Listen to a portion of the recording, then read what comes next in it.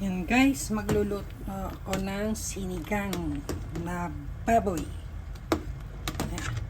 Samahan nyo, kaya nagpakulo na ako ng kamatis, lemongrass, at saka sibuyas, bawang.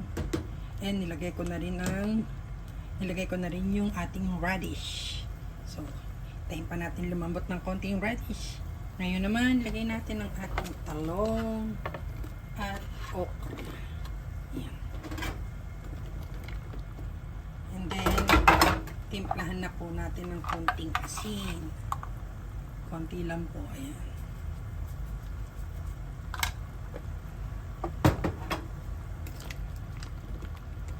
Pakuluan po natin ng isang beses.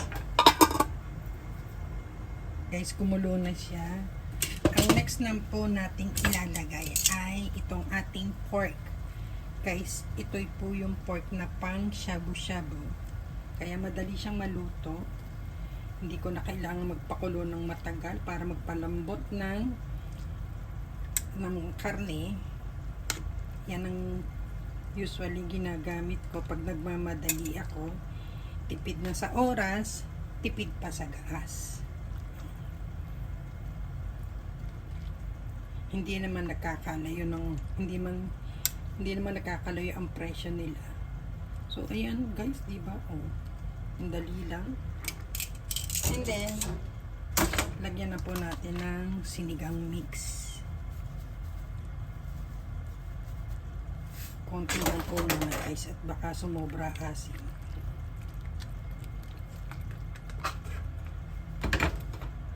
At syempre hindi mawawala ang ating patis.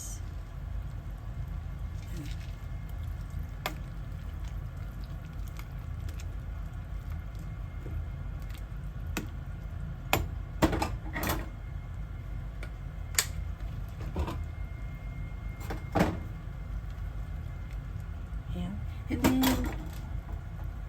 lalagyan ko po ng konting betchin guys. Pag sinigang, naglalagay po ako ng betchin. Konti lang. Enough para lumasa siya ng ayos. Tikman natin guys.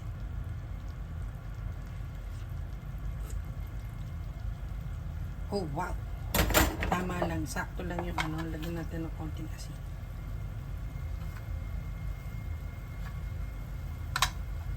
Paunti-unti lang lagyan ng asin. So, kita nyo guys, malambot yung baboy. Kasi nga, manipis siya. Pang shabu-shabu siya.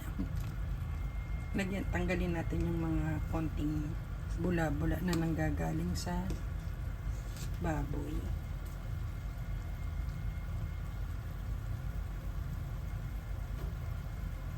Marami naman siyang sabaw. Kaya, no worries.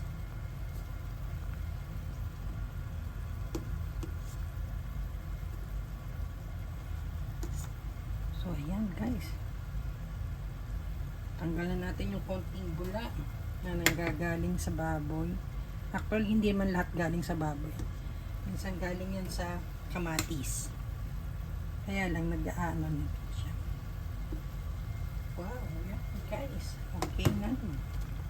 Palambutin lang natin yung ating gulay. Tikman muna natin.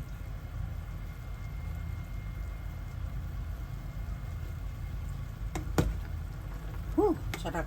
And then, maingay. Itong ating mustasa at ating siling haba. Pakuluan lang natin siya saglit. Wow! Wee!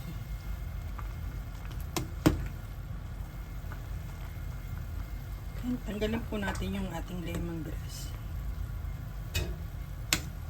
Pag nakita natin nandyan sa taas, tanggalin. Uy, ang init. Hindi ko makita yung isa. So, ayan guys, luto na po ang ating sinigang na baboy. Shabu-shabu pork. Thank you po guys.